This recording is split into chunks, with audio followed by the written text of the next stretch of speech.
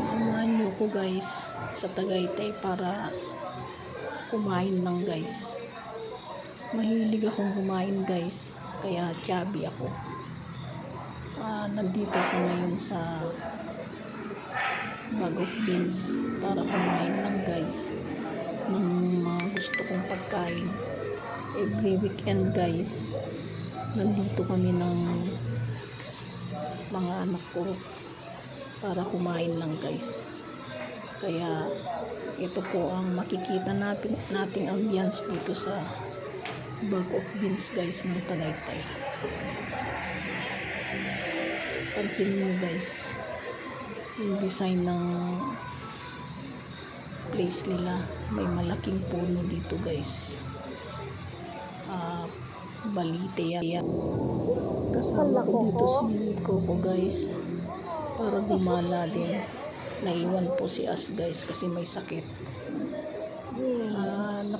Malamig po ang panahon dito guys, tumuulan din, kaya nakasweater po si Coco guys. Nasa semento naman natin dahil sobrang kulit ng aso ko po ito. Kagagaling din po sa sakit.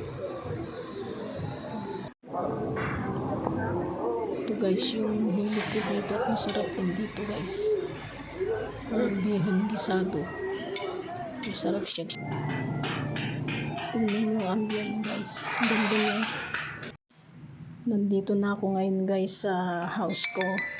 Magluluto ako ngayon guys ng pananghalian ko. Kasama na rin ng pang-umaga.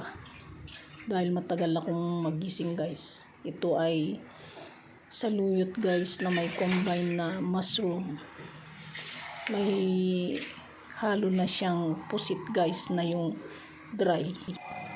Ito na yung finish na dininding natin guys, saluyot with labong.